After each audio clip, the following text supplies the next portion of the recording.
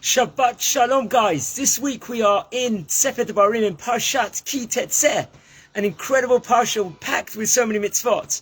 In fact, there's 3 parashot in the whole of the Torah, in the Bible, that are packed with an zenith amount of mitzvot. That is Parshat Mishpatim in the book of Shemot. There's Parashat Kedoshim with 70 mitzvot featured in it in the Sefer Vayikra. And in Sefer Devarim, it's notorious for Parashat Ki Tetze, which is packed with many, many mitzvot. It's like a code of Jewish law in its own right. And one of these phenomenal mitzvot, which is featured in this week's parasha, is to erect a fence in a place where someone is living, whether they're on their roofs or on their balconies. As you can see, I've got a very, very high fence surrounding the amazing view of the city of Bet Shemesh in Israel. So it's very, very crucial. But it's a mitzvah, it says in this week's parsha. If there's no fence, one can, God forbid, fall down, and tragedy may result. It's an obvious thing. So why does it have to be a mitzvah? It's such an easy thing.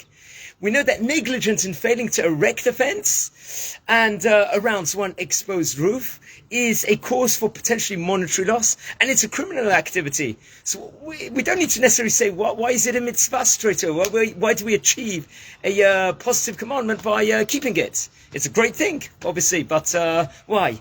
But there's a hidden message to this, and it's talking about the moral fence. It's not necessarily explained in this week's parsha as a mitzvah itself, but it's all throughout the Torah. It's we're given this theme, this message that we should build moral fences around our lives. And however, not to construct a moral fence to protect our home and families, for example, or ourselves, most importantly, can potentially lead to severe consequences.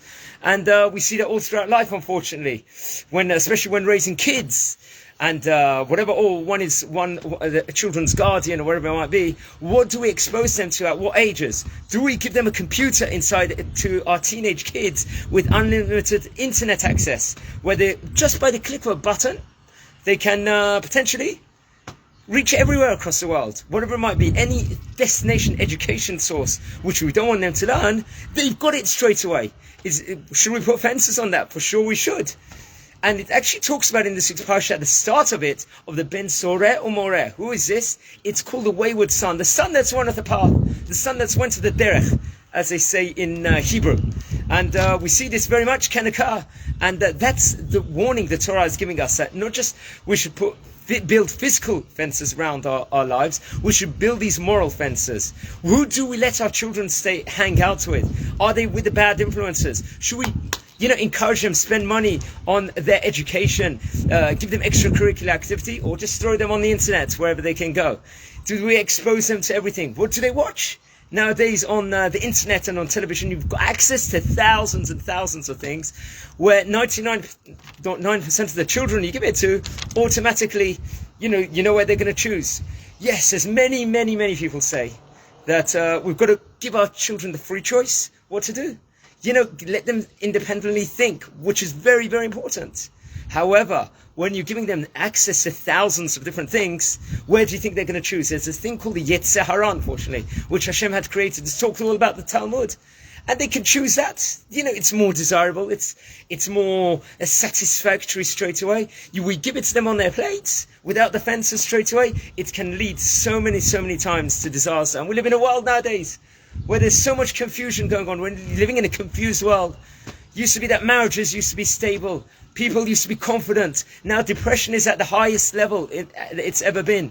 Breakups and marriages and divorces are higher than it's ever been.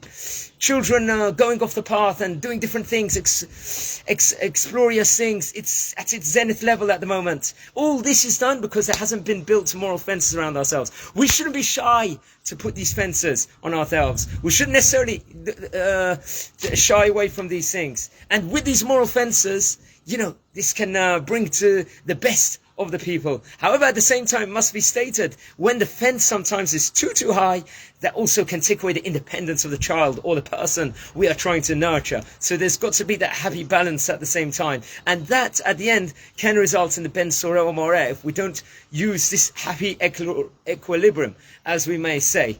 And that's the thing. And Baruch Hashem, we've got all these mitzvot in this week's parsha. We should learn about them. We should drink from it. We should go inside the Bet Knesset on Shabbat and not just just be passengers listening to the Baal Koreh. We should actually listen and guide our way through the whole Shabbat and consume what is stated. Guys, I want to wish you all a fantastic Shabbat here from Israel.